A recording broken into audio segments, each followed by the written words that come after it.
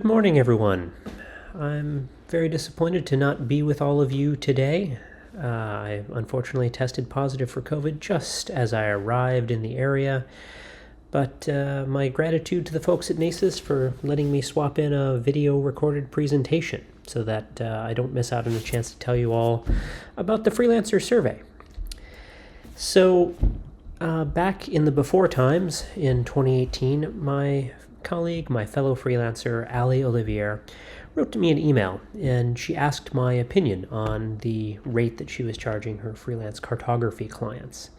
And I wrote back with my opinions on it, but I also said near the end, this is just my opinion. What would really be interesting is if we asked other freelancers what they thought or got their understandings of the business. And she was interested in that. And we very quickly started brainstorming a series of questions that we would like to ask our fellow freelancers. And this turned into the Freelancer Survey, which has gone by a lot of different names depending on where we've posted about it on social media or Slack or whatever.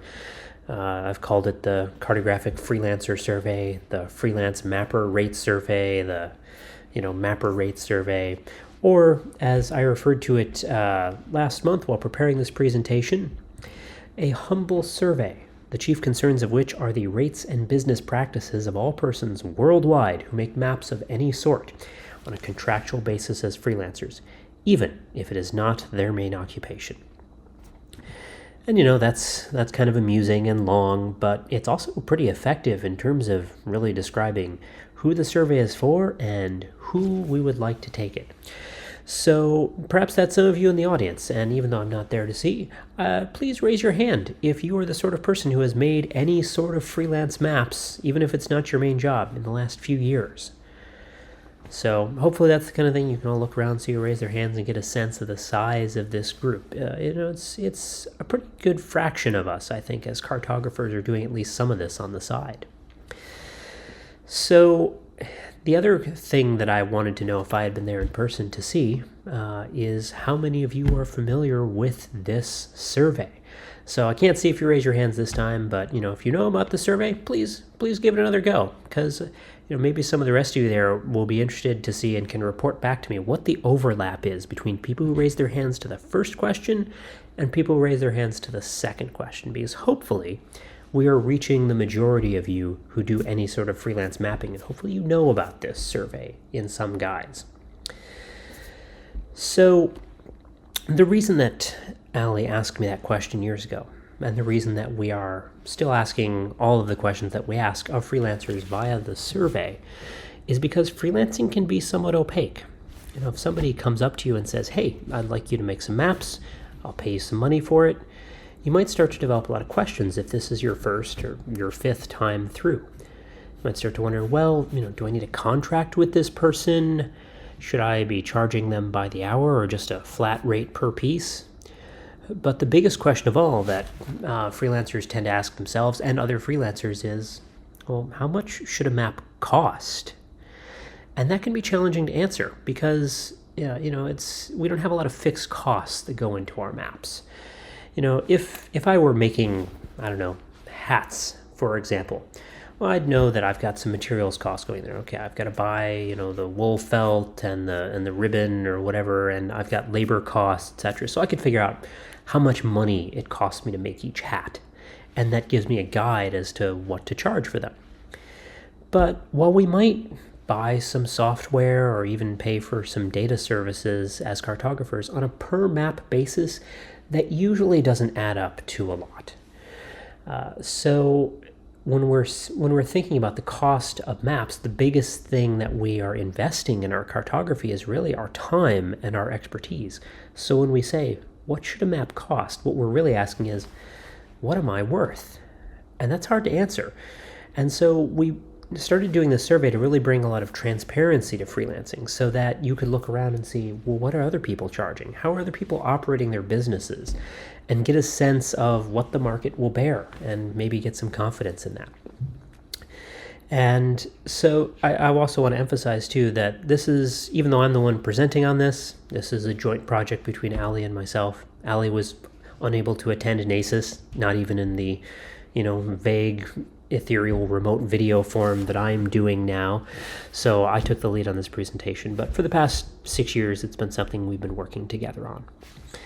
So with that, let's dive into some of the survey results, because that's mostly what I'm here to talk about. So the first question is, how many people take the survey? And in 2024, we had 94 respondents, which, just given my anecdotal impressions of sort of how big the freelance mapping community is, I feel like that's a pretty good turnout, that we're capturing a pretty large percentage of the people who do this kind of work. So it's great to see. That being said, it's important to take this under advisement when we're talking about the rest of the results, that 94 people, dozens of people, there are limits to how much you can really confidently say on a statistical basis with that number of respondents. So just understand that this is a noisy data set, it's a small data set, so take things with a grain of salt. So let's jump into the big question. It's the first question we ask everybody every year on the survey, which is, how much money did you make mapping on a sort of hourly basis? It doesn't matter if those people charged by the hour or charged a flat rate. Just ask them to look at how much time they spent making maps, look at how much money they got paid for those maps, and average that out to a hourly rate that they typically get. And then we took the median for each survey year. As we can see, the rate is kind of in the 60s to 70s in US dollars on an hourly basis for this mapping work. It's been holding pretty steady. You can also see there is a pay gap based on gender self-identification, with women being paid less than men. And this is something that many of you are probably familiar with. This is a reality of working in the United States, at least, that there is a pay gap there in employed positions where you're working for someone else. But it's also interesting to see this is carried over into a job where, in theory, freelancers set their own rate, but they don't completely set that rate, right? There are market forces that are still working here, including potentially what a client thinks that they might be willing to pay you based on their impressions of you. So maybe that's exerting an influence that's creating that pay gap. You can also see in 2022, the pay gap inverted, and then it inverted again in 2024. This is a nice time to remind you, again, this is a noisy data set based on, scores of people, not huge population samples. So probably there's some noise there. There's some big error bars probably on these kind of things. But my hope is that what I'm seeing in the chart here and seeing in the numbers, maybe that gap is starting to close some, and that maybe future surveys will make that clear. And one reason that I have to believe that could happen is that we ask people how they've been affected by the survey if they've seen past results. And one of the things that we've seen anecdotally is that women who've looked at past editions of the survey have come forward and said, oh yeah, I saw there was a pay gap, so I gave myself a raise. So we know there's an influence being exerted on the marketplace by the survey. So hopefully we'll see that close over time. For the overall rate though, the average among everybody seems to be, roughly steady, which seems fine. But if we figure inflation into the mix, it turns out that freelancer pay has declined quite a bit in the past 4 years. And again, maybe as more people see the survey, they will, start to think, oh yeah, inflation's been, catching up with me. I see these results that suggest to me maybe it's about time to make an adjustment upwards. We'll see how that goes. Now, there's a little caveat here. $65 an hour can sound like a pretty good pay rate, especially if you've never freelanced. If you multiply that 40 hours a week, 52 weeks a year, that's over $130,000 a year, right? So obviously freelancers like myself, we all flew first class, and I'm, in a stately Airbnb, that kind of thing, right? So it's important to understand, if you have not freelanced, or if you haven't, if you're ever hiring somebody who's self-employed, whether that's a plumber or a cartographer, it's important to put some context to these numbers. And here's where I had planned for some audience interaction in my talk, so I'm still going to leave space for it. If you're in the audience and you do any freelance work, I'd like you to just, shout out for a few seconds the kinds of expenses that you have that maybe people who have employed positions for somebody else, that they haven't thought about, that you have to take out of this number. So give me some answers here. Oh, that's a good one, yeah. Yeah, say that again. Yeah, see. Okay. So hopefully the things that people are saying are things like, well, you do have a little bit of, software, hardware expense, but also things like health insurance. Your employer might subsidize your health insurance, but we don't have that. So I pay $6,000 a year roughly for my health insurance. People like me, if I get sick, I don't get paid, and you might get paid time off for that sort of thing. Retirement plans, taxes, I pay a higher tax rate than, I pay the same income taxes that you do, but I also pay extra self-employment tax on it. So my ballpark number would be to say, like, take any numbers you see like these and just at least cut them in half to get a better comparison with somebody who's working for another person. So just bear that in mind as we talk about pay. That being said, freelancers, on average, every time we've asked on the survey, seem to be generally satisfied with the money they make. We ask people if they feel they're fairly paid, and the majority of them usually say yes. And that makes sense because, again, they're fixing their own rate, at least to a degree. So it makes some sense that having that feeling of control will lead to that. Now, I also mentioned that we have asked people, how does the survey influence you? And we ask this every time, and this most recent time, 30% of our respondents said they had seen the previous survey and it influenced the way they do their business. It, helped them know their worth, make them realize they're radically undercharging, but also it made them feel more confident and validated, which is exactly what we want to see. Right? This is why we're doing the survey, because we want people to understand what's going on around them, just so they have the confidence to know that maybe they didn't even need to change what they're doing. Just know that, yeah, what you're doing, that's fine, that's normal, that's what everyone else is doing.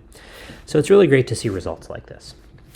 And as a fun little comparison, if we take this question and look at the previous question on whether or not people feel they're fairly paid, we also notice that people who've been influenced by the past versions of the survey also seem to be happier with how much they're being paid. Even in 2022, where the gap is pretty narrow, there is still a little bit of a gap there with people who said yes being higher. So as far as the reasons for this, not quite sure, but I think we can safely conclude that if you take this survey and if you read its results later on, you will be a happier person, more well-adjusted. Everything will be better in your life. So take the survey. A newish question that we asked this time around, and I think maybe in the previous edition of the survey, is how much do people depend on their freelance income? And the results of this were surprising to me, because I fit on the right-hand side of this chart. I freelance full-time, this is all my money, this is what I do. And a lot of you who I've spoken to over the years at NACIS and spent a lot of time with, I know that other freelancers are often in the same boat, the ones that I talk to. But it turns out we're not in the majority of the people who answered the survey. For most respondents, they're on the left side of the chart here. It's just extra pocket money for them. It's a side hustle, as they say. So this kind of helped broaden my understanding of who's participating in the freelance marketplace. And maybe you're on that left-hand side of the chart if you raised your hand earlier about being people who make maps. And that's fine. This survey is still for you. And hopefully the results are still valuable for you. And if there are specific questions that would be useful for us to ask in future editions of the survey that sort of pertain to your situation, please let us know. We want to make this useful to everybody. There is an expected correlation between that question, the dependency score, we'll call it, on the left, and another question that we asked, which was, what percentage of your money do you make from freelance cartography? And, as you might expect, most of the people who are very dependent on that income tend to make most of their money from it, and vice versa on the low end. But the reason we ask these two separate questions is because they get at slightly different things, and that can be seen in the spread here. It's not a perfect correlation.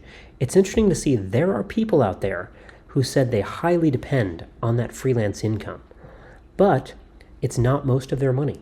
You can see there are people answering 4 and 5 on the dependency score who are only making 10, 20, 30% of their money off freelancing. So again, this sort of has broadened my own perspective of who is a freelancer. It's people like me who do this full time. It's people who are doing this as just pocket money on the side. But there are also people who only engage with it part time, but still really depend heavily on that income. And that's interesting to see that there are all kinds who engage with this marketplace in different ways. An interesting non-correlation that we also saw in the data is the dependency score versus the typical hourly rate. And this comparison comes out of conversations I've had with other freelancers. Some of them have mused to me about whether or not people who aren't very dependent on that income maybe don't charge very much. They don't really need this money, so they can charge less, and it doesn't really affect them whether or not they're charging very little or not. Other freelancers have mused to me, that makes sense, but also I bet they charge a lot more because, of course, it's their hobby time, so they want to sell that very dearly. But in the end, it doesn't look like there's any correlation there. There doesn't seem to be a pattern that we've seen this year or last time around when we asked this question. Clients, for the most part, don't really care whether or not you're doing this full-time or not. So I imagine it's just what the people are charging, what the market will bear for that kind of work. Another really interesting non-correlation is people's rate versus their experience. We ask people to rate their cartographic experience on a scale of 1 to 4, and that's not just freelance cartographic experience, but any sort of map-making experience they've earned, however. And there's really no correlation between what people are earning and how experienced they are, which is a little bit different than we might expect. If you work for somebody else, you might move from a junior position to a senior position, and you might get a raise with that, a recognition that you can do new things, you can do other things better, and that's more valuable to your employer, and so they reward that. But the marketplace doesn't seem to be doing that for freelancers. And from my own personal experience, this makes sense when I think about the ways that I interact with clients. I've said before, most of the people who hire me to make maps don't know if I'm any good at my job or not. They're not really doing a lot of comparison shopping. Generally, it's, they email me and say, hey, I need a map. I heard you make maps. Will you make a map for me? And that's the extent of their research. So they're not digging in and looking at, me versus somebody else. They're not thinking real hard about the fine details, etc. That's just not rewarded in the marketplace as far as we've seen so far. And this might be an interesting subject to discuss later on this afternoon. So quick plug, 3:30 in the Economic Development Boardroom, we're having a freelancer panel. And so come on by, ask freelancers your questions, whether or not you want to be a freelancer or have been a freelancer, it doesn't matter. You don't have to have any interest in that lifestyle at all. Come ask questions and learn about all the bullets you dodged by skipping out on being self-employed or something like that. But yeah, come on by. Maybe we'll talk about this thing or some of the other survey results as part of it. Finally, one of the new questions we ask this year, because we do change questions every survey, we ask people about software popularity. So just a quick overview of some of the things that people said they were using. QGIS, 2/3 of respondents roughly were using QGIS. So that was definitely the most popular program. But the second most popular program was a piece of paid software, Adobe Creative Cloud, sort of dominating the graphic design side of things. And if we break this down in sort of the GIS side and the graphic design side, free software dominates the GIS side, but also almost 20% of people are using both QGIS and ArcMap, which is really interesting. And I'd like to, if I had an opportunity, I'd like to ask people more about that, why they might be switching between the two. On the other side, on the graphic design side, Adobe's pretty dominant, but there's a fair number who are using the free options like Inkscape or GIMP, but not a lot of overlap between them. All right, so running low on time, so we'll just leave off with a few final quotes. So exactly like I was saying before, this person is saying that freelance projects help keep them solvent, but they're not their primary moneymaker. There are people issuing messages of gratitude, which is great to see because this is why we're doing this survey. And people should bill what they're worth, right? And hopefully the freelance survey is helping answer that. Finally, here's a little link for you. If you want to see the full results, if you want to see past results, because again, we do rotate what the questions are, asking people about contracts in previous editions, things like that. You can check those out, and you can also sign up for an email list so that you get notified when the survey comes out and when the results are ready so that you don't miss it and so we can capture your data. My thanks to everybody who has filled out the survey. You've done a great deal of good for all of us to help lift all these boats up and bring some transparency to the freelance world. With that, I'm out of time, so I'll be on Slack, hopefully, taking some questions, so ping me there, and I'll see if I can answer them. Thanks so much.